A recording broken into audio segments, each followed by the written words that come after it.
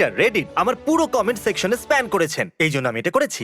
আজ আমরা 20 million trees plant করব আর সেগুলো মাটিতে পুঁতবো। এবার চাই ভিজে ঘাসগুলো গাছের আশেপাশে রাখবো আর জল দেব। আর এটা হয়ে গেল।